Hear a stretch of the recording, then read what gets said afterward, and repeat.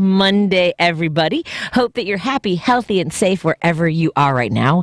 And I also hope that your basements and your sump pumps all withstood the tremendous amount of rain that we've had over the last 24 hours, starting yesterday. A little bit of light rain, and we were at the Jefferson Park Sunday Market at the Irish American Heritage Center, and we had to move indoors because there was, of course, this forecast of heavy rain, and it held off for quite a bit, but it was also very cold out, and we had a wonderful market. If you were able to stop by, thank you so much. And if you did stop by and you were looking for me, I'm sorry I had to leave early because I was also helping out at a trunk or treat event in Arlington Heights, and it was wonderful. It was very chilly, but man, I at first I was kind of like, oh, I gotta go over and do this thing. I've committed. Maybe I shouldn't have done all these events this weekend. But once I set up, I did sort of a Day of the Dead theme, a Dia de los Muertos theme. I painted my face in a candy skull, and I had like a banner up, a sort of cocoa banner up, and some elements of an ofrendo on the in my tent. And man, I had so much fun. The kids were wonderful. Great to see them all in their costumes and having an opportunity to trick or treat safely, albeit a little bit chilly. And we also had 1 hour of for kids who might have sensory issues. So we didn't have a lot of loud music or flashing lights, and kind of went easy, sort of a more gentle trunk or treat for an hour. And it was really sweet. A lot of kids of varying abilities who were out during that hour and the entire afternoon. I do have to say that I've got to remember that a skull face is very scary for little ones. There were some that were slightly afraid of me.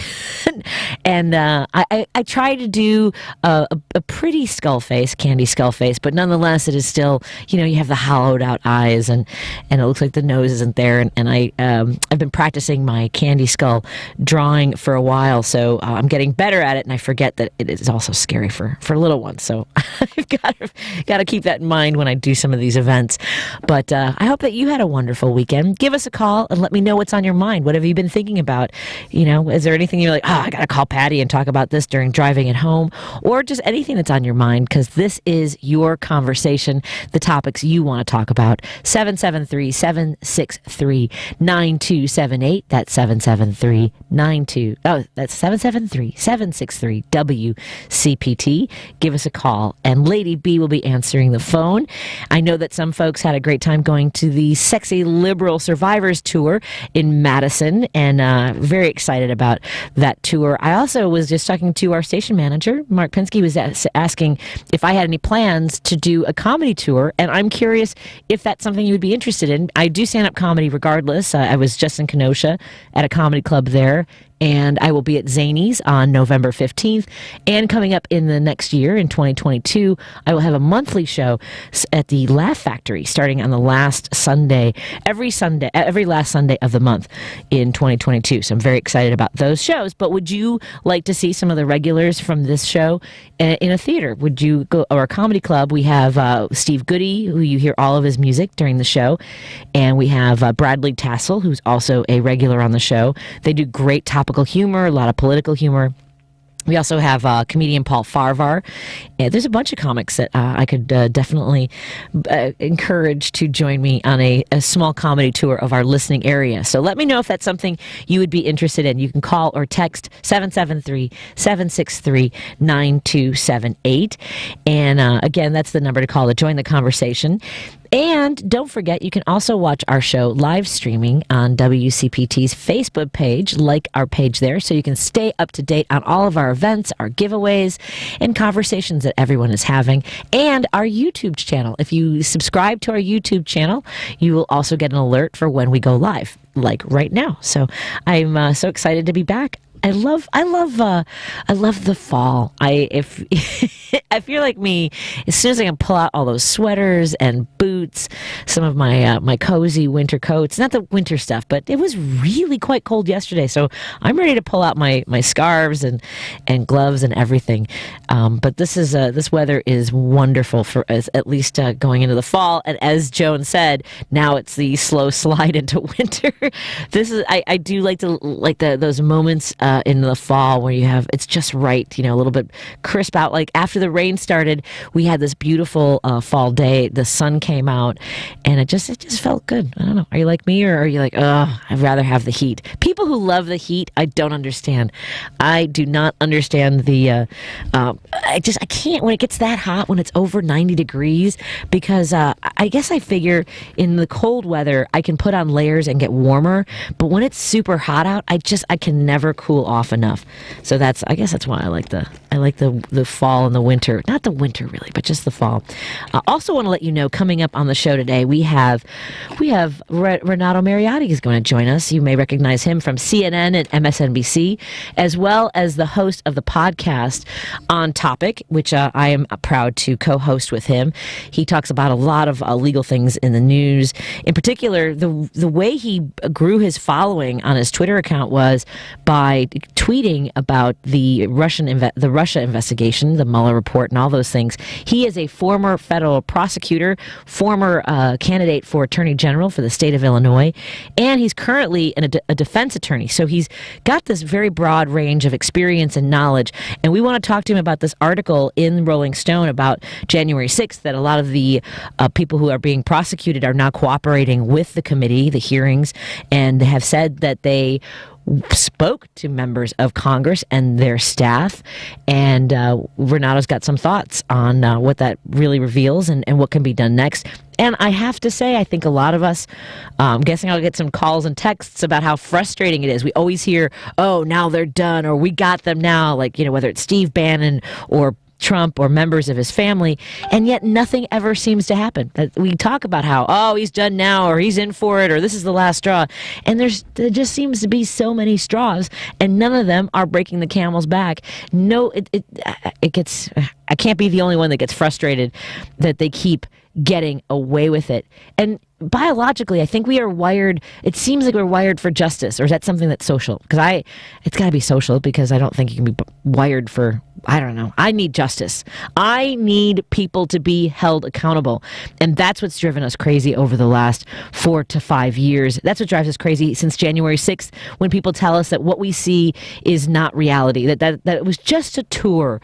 And we don't even have to go into the details. Nobody with clear thoughts and really honesty in their hearts can possibly say that was just a tour, that it was not an attempt to stall an election. And did you see that video of Marjorie Greene Taylor talking about how, there was a video before January 6th, and she was talking about how you cannot let this happen. There will not be and she put in quotation marks, peaceful transition of power, which is what we always frame this country's democracy as, that being a cornerstone of it, that we have a peaceful transition of power through elections. And it's just the fact that there are people who say, no, it wasn't a fair election, it was stolen. They keep spreading these lies and manipulating those who would rather believe in fantastical, magical thinking.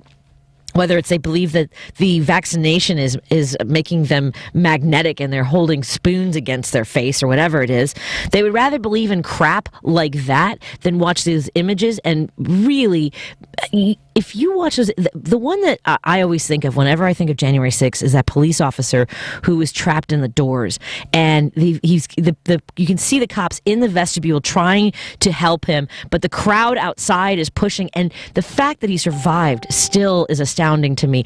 And the testimony from the police officer who talked about how he was being beaten with the American flag and tased with his own weapon, and he honestly believed that he was going to be killed, and he knew that he could not draw his firearm, because if he did, he knew that would give them an excuse to kill him. And he said he told them, I'm a father, I have children, hoping that would at least it would appeal to their better selves, and that they would spare his life. And I don't know how you can hear any of those things, any of the images, any of the testimony that's come out about January 6th and think it was just a tour. Are you kidding me? That's something we'll talk to Renato Mariotti after 5:30. And again, I'm sure I'll be sharing my frustrations about how nobody seems to be held accountable for this. What is going to happen? What frustrates you? What's on your mind today? 773-763-9278. Give us a call, and we'd love to talk to you. Or you can text. I get it. You don't always want to get on the phone right away, but let me know what's on your mind. You're listening to Driving It Home with Patti Vasquez. So happy that you're here, and we'll be back in just a moment. On the battlefield, there's a saying America's military men and women live by. Never leave a fallen warrior behind, ever. Off the battlefield, Wounded Warrior Project operates with the same goal. Wounded Warrior Project was created to help our men and women returning home with the scars of war, whether those scars are physical or mental. Wounded Warrior Project. We never leave a fallen warrior behind, ever. Learn more about what we do at woundedwarriorproject.org. Still looking for that one special voice that makes you fall in love with podcasts? The one is out there and free on Spotify. With over 2 million shows and today's most talked about podcasts, Spotify is the best place to find that one special show that makes you laugh, keeps you interested, and keeps you listening for more. Whatever you're into, get way more into it with a podcast. Find the one you've been listening for right now, free on Spotify. Doesn't your family deserve the best? Eggland's Best Eggs, classic, cage-free, and organic, give you and your family more. More delicious farm-fresh taste, plus superior nutrition. Compared to ordinary eggs, Eggland's Best provides 6 times more vitamin D, 10 times more vitamin E, and 25% less saturated fat. These are no ordinary times, so why choose an ordinary egg? Only Eggland's Best. Better taste, better nutrition, better eggs. My friend Marty, he wants to split the party. He wants blue folks in red states to vote green. I can see his point, though I really gotta say, no, we can't have another 2016. It seems nothing beats orange, nothing even freaking rhymes with it. What's a battered nation supposed to do? His Royal Orange Highness, he does love to divide us. We gotta stick together and vote blue. That's the way I feel about things. We've got to stick together. We also need to try to appeal to at least that 30% that isn't radicalized to the right. And there's a lot of work to do in states like Wisconsin, Indiana, Michigan, the places that we can reach. When we have the opportunity, we need to figure out ways to get our bodies there, to go door knocking, to be boots on the ground for people where we can make a difference in some of those elections. We have one of our texters writes it was CNN, MSNBC, Fox, and the right-wing radio that promoted the Stop the Steal propaganda campaign. These news outlets gave oxygen to the big lie and are just as responsible for the insurrection. I don't know. I can't argue with the wall-to-wall coverage of Stop the Steal, of going to the places where the votes were being counted and really wreaking havoc on the process. You're right, had a lot to do with it. I don't know how you don't cover that. I mean, there has to be. It's funny, after spending 4 years of an attack on the media, there's no doubt that there is more money to be made on conflict, on contention. We know the woman from Facebook. I saw her testifying today, again, I believe in London, unless I was watching a recording. I'm not sure, but talking about the algorithms and how people react more to when they're enraged, when they react with an angry emoji, and how that generates more revenue for them, that they experience more growth when they have more people that are just ticked off. Oh, let's see. This is not this one. There's Roosevelt. What did I do here? Hey, Roosevelt, how's it going today? Happy Monday. Wow, I'm at the head of the line. Thank you. Nobody's at the head of the line. I don't know how I pushed all the wrong buttons today, Lady B. All right, everybody, call back. Roosevelt was all excited. He's like, I'm at the front of the line. Getting a round of applause from the production booth. I did not have my coffee. I'm going to be honest with you. I've only had some black tea. I'm trying to wean myself off of coffee, so there might be a little bit of a delayed reaction today. I'm working on it. Although maybe I am. Someone just messaged me that I'm not talking as quickly as I usually do, and maybe the not having coffee is a result of that. but it means that my reflexes aren't great. I am so sorry, Roosevelt. Let me try this again. I'm going to push this button, and I'm going to have Roosevelt on the air. Hey, Roosevelt, my apologies for you were all excited about. Hung up on me, man.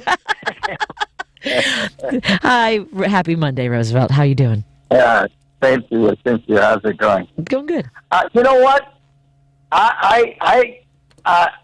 When I think of January 6th, I think of that terrorist young lady. I'm sorry that it's a controversial thing for me to say that, but it's a fact.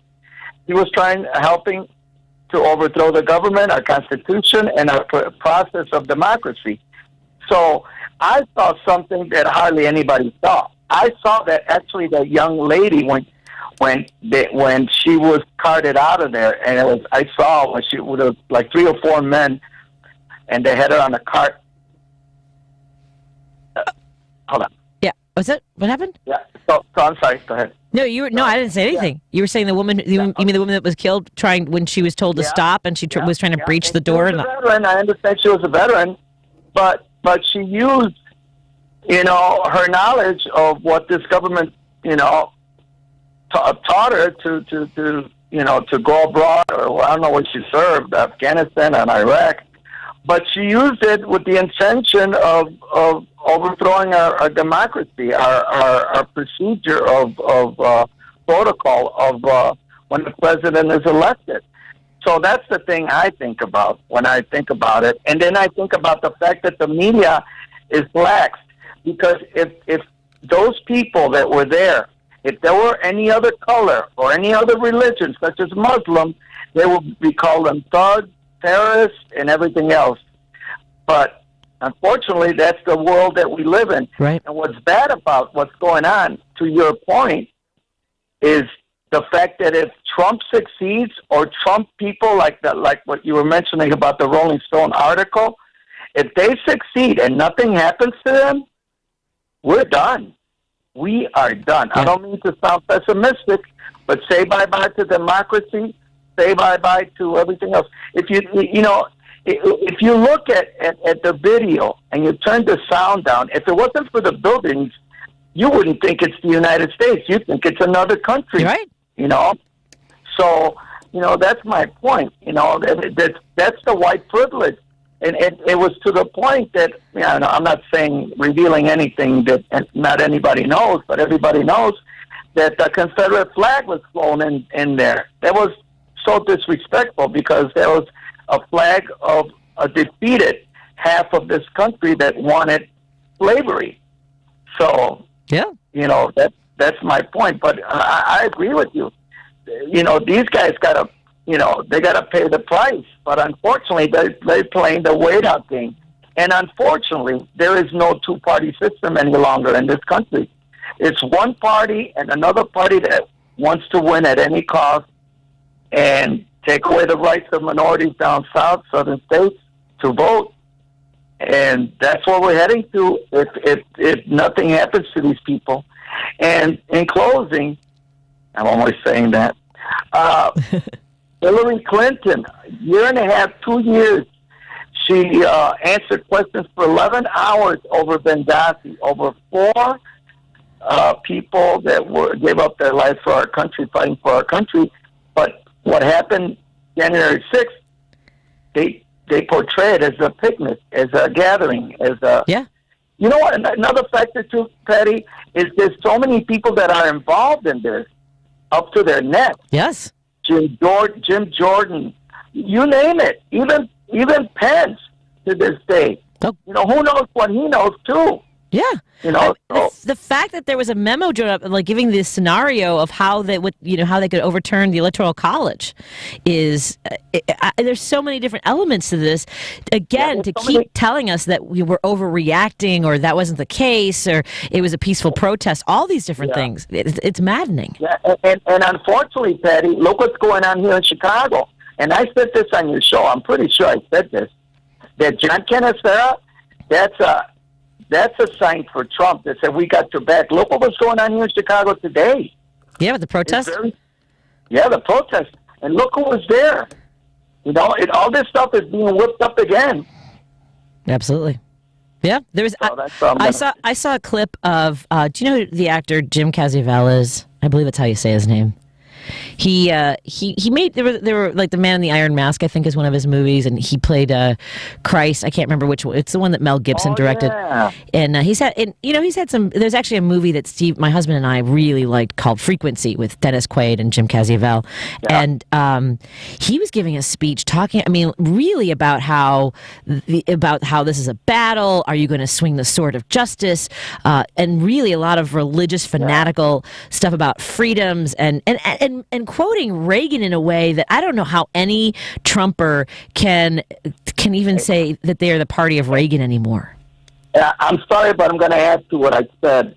And that reminds me, what you just said reminds me exactly of Trump when he first ran and his mannerisms. He imitated, if you ever see any documentaries on Mussolini, he imitated Mussolini, his body language, to the T, because Mussolini would stick out his chest because he was so short. He was trying to make himself look just like a rooster when he, right. when in the morning. He stick out his chest and everything. So Trump used the same tactics as Mussolini, a combination of Mussolini and Hitler, because we're witnessing the beginnings of what happened in Europe. I'm not saying, in World War II. In my opinion. Well, that was something that Tom Hartman talked about today. Was the tactics of using otherness, of making a group the other and the threat. And to many, I see this online all the time. It's Democrats. They're othering Democrats as a threat to democracy and freedoms when we have been fighting for freedoms in so many ways. And you can't tell me that fighting for climate, battling climate change and the fact that we want clean air, we want clean water, we want to be able to make sure that our children are safe on a planet that we are destroying, whether it's women's reproductive rights. You can't tell me. And the whole idea that my body, my choice is being co-opted by a party, no one's forcing you, is withholding health services from you. We are saying that this is a public safety issue, and not getting vaccinated poses a threat to others. Anyway, I'm going down on you're getting me riled up. Thanks, Roosevelt. Thank you. Have a good one. We'll talk. In closing, Roosevelt, thank you. No, that's it. Thank you. I appreciate it. We have on the hold. I want to thank Roosevelt for calling back. I didn't mean to hang up on him. I think I've got this right as well. Brian in Joliet, what's on your mind, Brian? Hi, Patty. How you doing? I'm doing well, thank you. Okay. I heard this afternoon that nephews of President Kennedy are trying to get the CIA to release all the files. And I wanted to say that Bill Moyers, he's still alive. In 1986, he had a documentary called Bill Moyers, The Secret Government. PBS, WTGW.com, Chicago might still have it, or maybe you can get it over computer. Mm-hmm. And in 2007, Mike Malloy was on Sirius Satellite Radio, used to do talk in Chicago. And MK Ultra was a CIA program, and according to a report June or July 2007 by Robert Lucetich, I think he was with the New York Times, reported that the CIA paid hundreds and thousands of dollars to psychiatrists across the country to try to find out if they can split a person's personality and try to get that person to do an action completely against their will and then forget about it. And they would use drugs on these people and hypnosis and on children as young as 4. And as of 2007, 6% of the federal budget still went to MK Ultra CIA program. Your tax money at work. And in 1975, the band War had a song called Why Can't We Be Friends? And in it there's a line, I know you're working for the CIA, they wouldn't have you in the Mafia. Wow. Yeah, I'm not familiar with. I know that the timetable to release some of those tapes and files by the CIA was supposed to be in the spring, and I don't think any of us were really paying attention. It was up to President Biden as to whether or not did he decide to decline. Well, it says April 26th was the. Still not releasing it, and it was on It was on television today. I'm pretty sure it was CNN this afternoon. Oh yeah, you're right. So they had April 26th was the deadline for the federal agencies to inform the National Archives about their plans to release historic documents or continue withholding them. The archivist was supposed to make their recommendation by September 26th, and President Biden now has until October 26th on whether or not to accept or modify the archivist's recommendations. Well, obviously, if they're still hiding about 40% of the report, they're obviously afraid of something. Right. I mean, and people who hide are usually afraid. Right. Well, the timetable was established by none other than President Trump on October 26, 2017. Wow. Interesting. Well, I'd be very interested, and everyone should be, about what's in the full report. I will try to find out more. Thank you for bringing this up, Brian. I appreciate it. All right, you have a wonderful day, Patty. You as well. Thank you so much. We're going to take a break here, catch up on traffic and messages from the station, and then we're going to check in with attorney Renato Mariotti. Give us a call if you have any questions. Well, former federal prosecutor Renato Mariotti, contributor to CNN and MSNBC, and former candidate for attorney general in the state of Illinois. Give us a call if you have any questions or comments, 773-763-9278. Back after this. Joan Esposito, live, local, and progressive on WCPT Willow Springs is powered by ComEd. Lower your energy bills and reduce your carbon footprint with the ComEd Energy Efficiency Program. You're listening to WCPT 820. Here's the latest Chicago traffic update. In Lake Bluff, heads up for a crash on Route 176 at Waukegan Road. In Antioch, crash cleanup underway at Route 173 and Grimm Road. On the west side of Chicago at Cicero and Jackson Boulevard, a crash. Another accident on the south side at 119th and Peoria Street. South on I-57. Stop and go from Stunkel on down to Manhattan-Monee Road. There's a rolled over semi crash. It's in the median, a spilled load as well. Eden's End from Lake Cook Road 22, braking at Peterson outbound is wide open. Kennedy out to the split 11-9 in the Express 33 to O'Hare. Inbound from O'Hare, a 40-minute ride, 17 minutes on in from the junction. Hike either way, 37 minutes between 390 and the Circle. That's traffic. I'm Mary DeBatches. Sometimes it feels like the world is throwing everything at you. Dell Technologies advisors have the Windows PCs and tech advice you need to navigate whatever you're up against. Call an advisor today at 877-ASK-DELL. A start to a simpler experience with Windows 11 Pro. Hi, this is Jason Bissell from Chicago Community Acupuncture at Milwaukee, Devon, and Nagel in Chicago. The first thing the National Institutes of Health concluded acupuncture could actually treat was chemotherapy-induced nausea. This is back in 1997. Since then, research has shown that it can reduce or eliminate all of the side effects of chemo and radiation: fatigue, neuropathy, pain, dry mouth, and most importantly, impairment to the immune system. It should absolutely be a part of everyone's cancer care regimen. All the top hospitals use it, including Memorial Sloan Kettering, where I was the first acupuncturist to serve as a postdoctoral fellow. If you're battling cancer, we can help. People who get acupuncture along with standard care have fewer side effects, greater quality of life, greater survival times, and greater survival rates. And at Chicago Community Acupuncture, we charge about half of what others charge. Call us at 773-853-0920, 773-853-0920, or go to chicomacu.com, chicomacu.com. You're listening to WCPT 820, because facts matter. On January 6, 2021, followers of Trump and something called QAnon attempted a coup at the United States Capitol. Who are these people? I want to live with the QAnon girl. I could be happy the rest of my life with... I don't think I could be happy with anyone QAnon for the rest of my life. Joining me on the line is attorney Renato Mariotti, former federal prosecutor, contributor to CNN, MSNBC, and he just knows a lot of stuff. Hey, Renato, how are you doing today? I'm doing great. Good to talk to you, Patty. Excellent. Good to talk to you, too. Also, Renato is the host of his own podcast, On Topic, with Renato Mariotti, where I'm thrilled to always give listeners an opportunity to have their questions answered. But I got a lot of questions. So let's start with, let's go back a little bit to to Steve Bannon, who apparently doesn't think that he is subject to any investigations or to appear before the committee and hearings on January 6th. What I say this a lot to you, Renato. What is happening?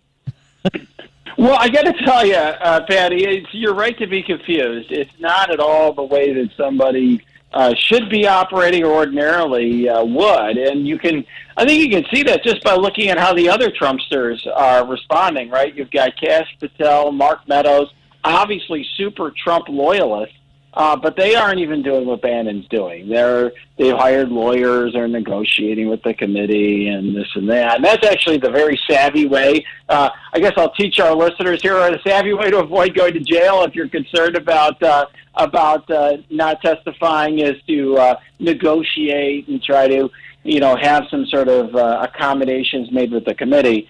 Bannon basically gave the middle finger to the committee, and that is making it very easy, I think, for the committee and for the House to recommend that he be held in contempt of Congress. I think he's actually making it as easy as possible for DOJ to go forward and pursue a prosecution, which is really something because it's very, very hard to do. I always spend a lot of time explaining why these things are hard to do, and this is a case where through Bannon's, Bannon is acting like such a fool that he is playing right into prosecutors' hands. Well, and how much does this committee, do these hearings have teeth? And the problem a lot of people have is it doesn't seem like Merrick Garland has a tremendous amount of urgency to go after a lot of these people. Yeah, I think you've seen all the low-level people, right? They're going after them because there's all these easy crimes they could prosecute, right? Like, okay, you entered the Capitol, without authorization, or you're trying to disrupt the proceeding.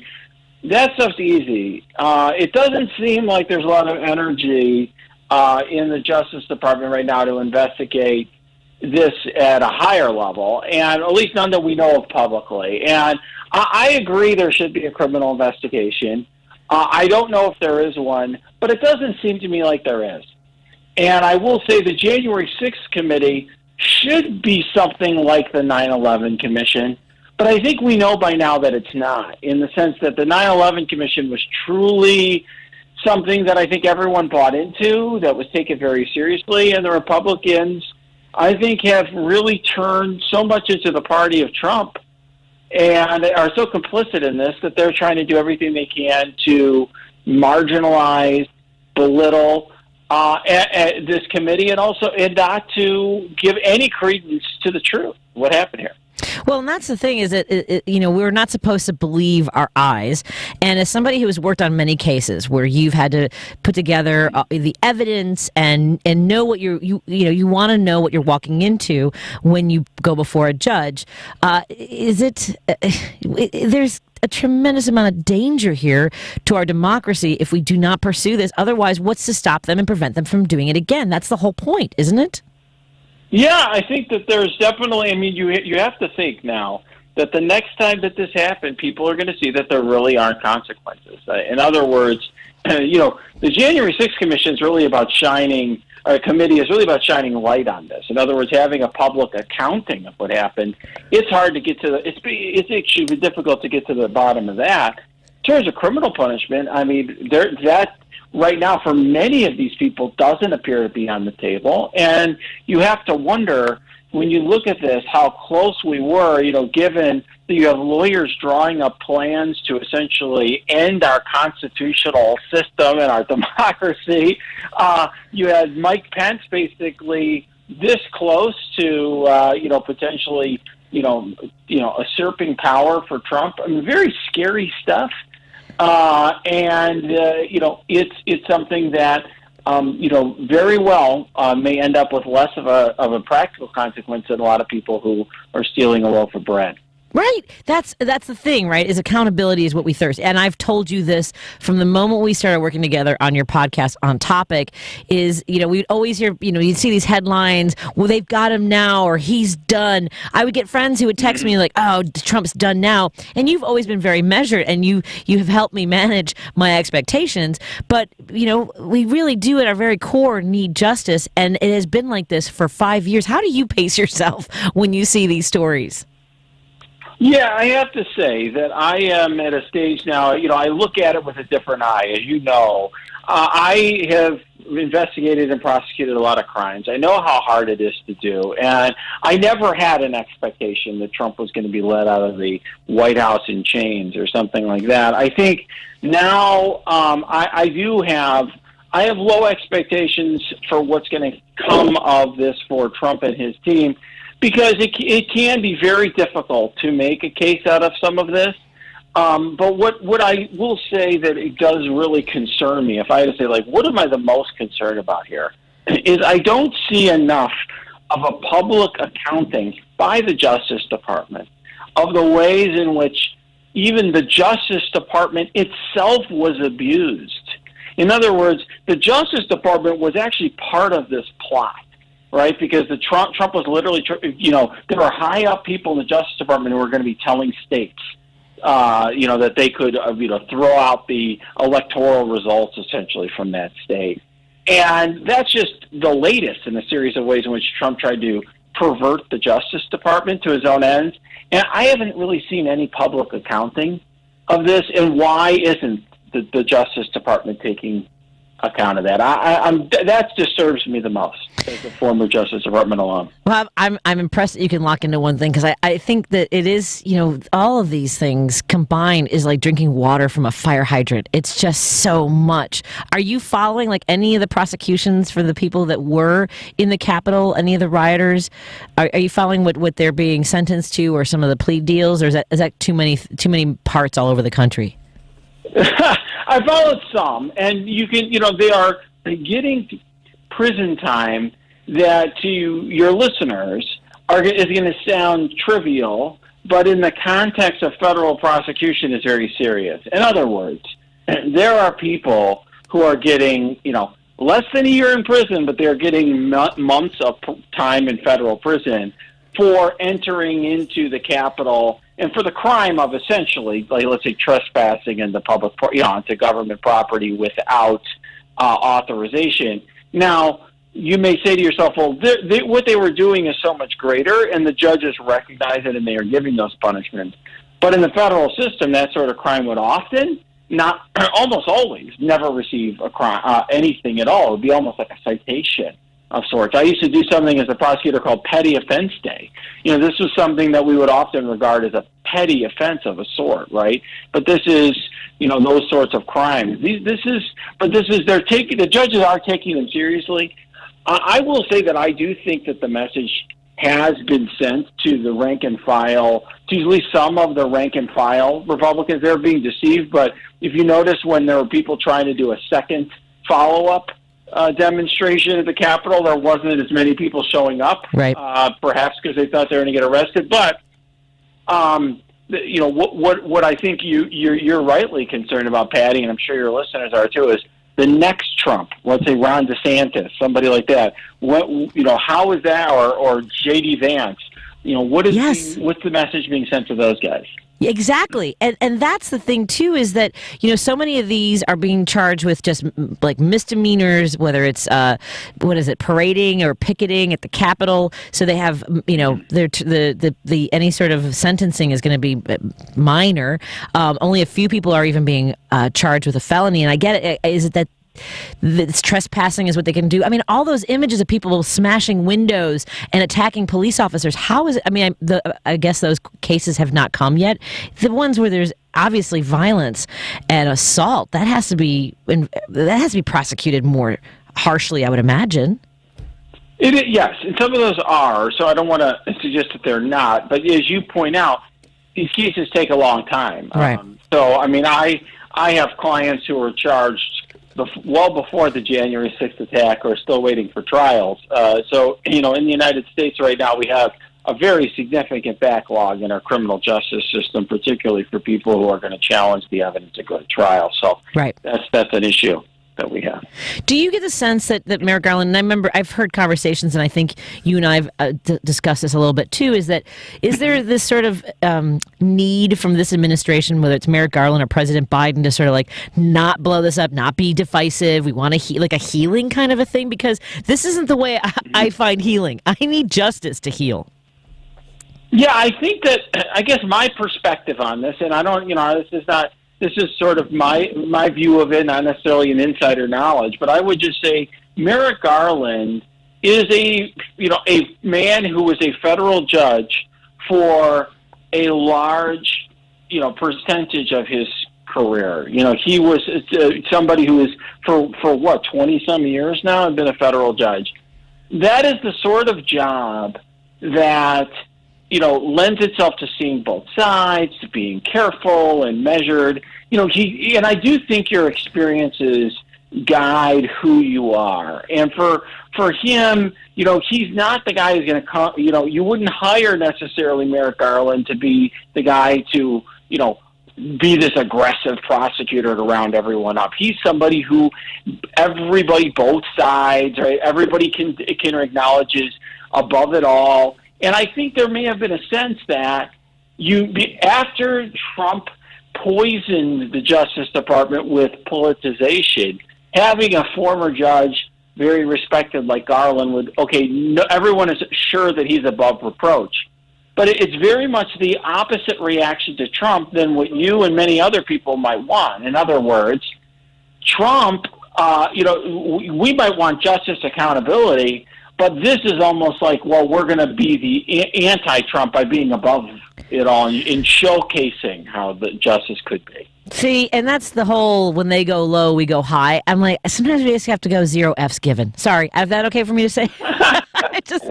Sometimes we just got to go all the way to the wall and say that, and that's the thing, is that like Democrats go soft on things, and that is something that will continue to hold us back if we are.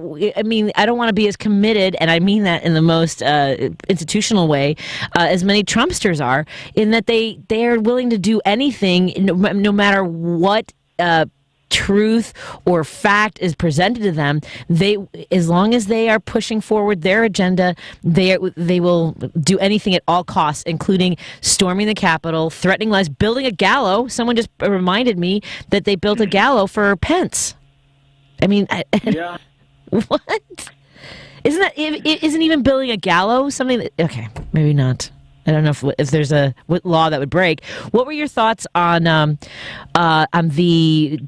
Rolling Stone article about how these people, the ones that are cooperating with the committee, saying that they met with people in Congress and their staff, including Marjorie Greene Taylor and all, Laura Boebert, all these people. What are your thoughts on that article?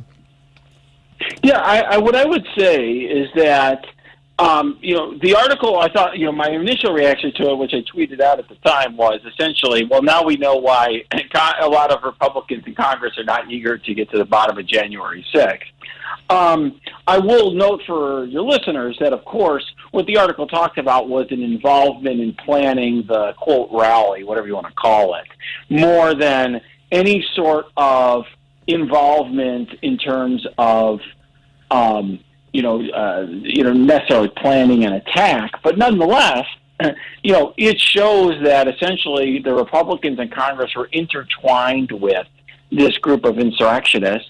And of course, I think that plays something into, why they don't want this investigated. Because, look, it's obvious they've managed to fool a lot of Republicans into thinking this is Antifa or whatever. The fact that the Republican Party was in the thick of this is something that should be known to the public, but it very well may be obscured. So many things. Can you hold on for another segment, Renato? I appreciate your time. Sure, I didn't plan this ahead with you. So if you need to go, do not feel bad that you're like, I have to run. It's okay. I'm giving you this out. No, I'll do it. Okay. Thank you so much. I should have said I thought we were going to do one segment, but now we've got a call, and I want to take Dave's call when we come back. We're talking to Renato Mariotti, 773-763-9278. He's graciously agreed to stay for another segment. So if you have any questions or comments, please give us a call or text us at 773-763-9278. More in a moment on Driving It Home with Patti Vasquez. When the forgotten poor are in need of healing, they wait for a ship unlike any other. Mercy Ships, a floating hospital staffed by volunteers, heroes of mercy who donate their time to save lives. Every human has the right to have a place at the table of the human race. If you could just see the smiles that you get when lives have been changed, then it would make it all worth it. To learn more about Heroes of Mercy, go to mercyships.org.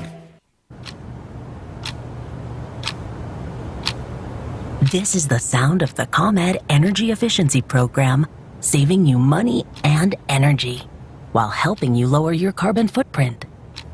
With discounts on Energy Star certified LED bulbs, so you can come back to a home full of savings. Learn more at ComEd.com/lighting.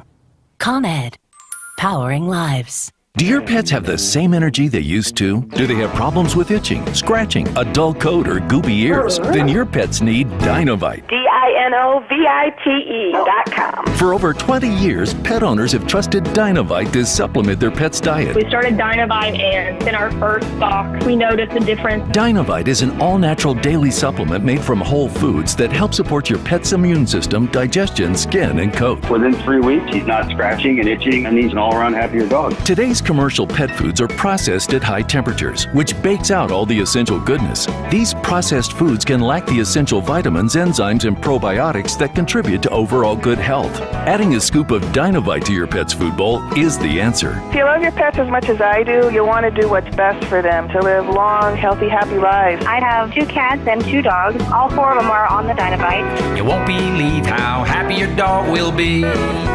DINOVITE.com. Patti Vasquez is taking your calls now at 773-763-9278. Driving It Home with Patti Vasquez now on WCPT 820. We are joined by Renato Mariotti, former federal prosecutor, former candidate for Attorney General of the state of Illinois. You may see him on CNN, MSNBC, and he has a great Twitter account. So if you're ever wondering what's going on out there when it comes to politics and the legal system, follow him on Twitter, and his podcast On Topic is available wherever you hear podcasts. And Renato, we have Dave from Hoffman Estates who wants to join the conversation. He has a comment and a question. Hi, Dave. How are you doing today? Hey, Patty. Hey, Renato. Yeah, I just got to think, listening, like when Renato was mentioning like a lot of these seditionists. Let's call them what they are. Yes. Had crashed into the Capitol there and that, and are kind of like the little fish that kind of giving them a light sentences. I got to thinking, like I was talking to Lady B. What about those under President Obama's time and at that hop the fence at the White House and stuff like that, and the one went into the White House? Now, wouldn't they have a complaint saying, hey, how much time am I serving? And I did the same thing, if not less, than these people. I think even one went into the White House, one of the rooms of the White House. Yeah, I'm trying. Well, go ahead. Club Fed there, a little Fed time, if I recall, right? Yeah, so here's what I would just say. One thing that judges always look at is they look at similar cases and try to determine whether or not the sentence is appropriate based on, that's actually something that the law requires them to look at. In other words, the judges are actually required to take a look at comparable sentences. And I think it's fair to say that, definitely the lawyers, for those folks were talking about some of these prior cases. And that's why I was trying to offer some context to people about why some of these sentences that seem light are nonetheless what the judges are giving. It's just because they were looking at comparable cases and they saw, cases that looked, fairly similar, and they tried to give a case, I think, at the high end there, because I think we all know, I think all of us would agree that the storming of the Capitol and the attack on the Capitol was such a different thing than anything happened under President Obama. In other words, the seriousness of that offense was so much greater because of what happened in January 6th, because it was an attack on a democracy. It wasn't just an attack on, or just a trespass of property. Here, that's why. I have the sentencing. A federal judge sentenced Omar Gonzalez to 17 months in prison, followed by 3 years of supervised release. He pled guilty to entering a restricted building while carrying a deadly or dangerous weapon and 1 count of assaulting, resisting, or impeding certain officers or employees. Sorry, I just looked that up. Yeah. So but it seems like a lot of these folks are getting lighter sentences. And again, like you said, this is a greater offense. It's not great that this guy made it into as Dave mentioned, he did make it into he made it pretty far into the White House, and he got 17 months. And some of these folks seems like they're getting a slap on the wrist, and it's making us all angry out here. Hey, Patty, Renato. It's a tough thing. Pretty, judges. Sorry. He got pretty close to what Susan McDougal got for contempt of Congress that time, the same thing that Steve Bannon should get. Mm-hmm. Yep. She had, 18 months? Right. Contempt? Yep. What were you saying, Renato? Well, what I was going to say is it's an interesting thing. We don't know enough about the circumstances of the case, but I think what a lot of these judges are dealing with is these people are now selling themselves and portraying themselves before the judges. They're sad sacks who were misled by higher-ups into doing something, including the President of the United States, into doing something foolish. They're pointing the finger there, and they're basically saying, hey, our clients are, fools, and they got roped into doing something silly. That's how their lawyers are presenting them. I'm not saying that's accurate, but these judges are trying to weigh both the defense and the prosecution version of this and come up with a sentence. But yeah, I think it's fair to say that this is the sort of thing that our system has never dealt with before and frankly wasn't equipped to. Hey, Patty. Yes, Dave. Renato, be well, guys. Thanks for taking the call. Thank you so much. Have a good one, Dave. If that's the way it's working, where a lot of these plaintiffs are saying that they were duped and manipulated, and if that's what they are arguing, can any of those be then used for the people that they say were manipulating and duping them, whether it's Marjorie Greene Taylor and obviously the President of the United States and Steve Bannon and all these different people? We have video of Marjorie Greene Taylor saying that we are not going to allow the peaceful, and she put the in quotation marks, transfer of power. If that's being used in courts across the country in this situation, can that then be used to prosecute them? I'm guessing you're going to say no. I know you are. Well, it's complicated. So on like an incitement charge, which people talk about, this is an incitement to violence. That is something that is very narrow in our system and this is something that the courts have had for decades because of the First Amendment. So in the 60s, there's a famous case, Brandenburg versus Ohio, in which essentially there's a Ku Klux Klan leader trying to incite people to do awful things. And the court held that unless you're trying to incite someone to imminently commit violence, imminent lawless action, in other words, immediately, imminently break the law, then it's not incitement. Now here, it actually may meet the test, but it's a sort of thing where I could see the Justice Department wringing its hands that, maybe this is a case that there'd be legal challenges on that. Now, there are other sorts of things. People, I'm sure there's going to be callers calling in, what about conspiracy, or what about, all this sort of stuff like that. And the thing is, all of those things, whether it's a conspiracy or schemes, they all require a certain state of mind. And so it can be challenging to prove. In other words, Marjorie Taylor Greene's going to say, hey, look, I'm just making my freedom of speech. This was my way of talk. I was referring to what we were doing in Congress, and this had nothing to do. I was not suggesting that people overthrow the government or do anything violent. I'm very surprised to hear that. And you really need the proof. Now, that's why I do think an investigation makes sense here. But we should all, while we want a criminal investigation to occur, you have to recognize that it is challenging to find the evidence that may be required to prove someone's guilt beyond a reasonable doubt of these particular crimes. Well, I have to say, along with a lot of other people who listen to On Topic and see your appearances and your contributions to whether it's CNN, MSNBC, all the different, and your Twitter account, you've helped with us pacing our expectations and managing. I mean, not always. We were very frustrated, but I want to thank you for all that work that you do. I know that you're managing a lot, but just know, and I know a lot of your fans have said this, thank you so much for doing this, for walking us through it, for being the level-headed legal expert that you are. So we're grateful for that, Renato. Thank you so much, Patty. Anytime. Absolutely. We'll talk to you again soon, and we will. Renato's a wonderful contributor and a good friend. So have a great night, Renato. Be well. Thank you. And tomorrow, I want to remind everybody that, of course, we want you to come back, and don't forget to watch our live stream on Facebook. And we are going to have a special guest at 5:30 tomorrow. We're going to talk to someone who has made a difference in lives of people and really accomplished something that I'm sure a lot of people didn't think he would. His name is Jim Turk, and he is a jiu-jitsu expert, and he's going to tell us about that journey as somebody who is blind, and I'm sure that it's something that inspires me. And will inspire you as well. So join our conversation tomorrow at 5.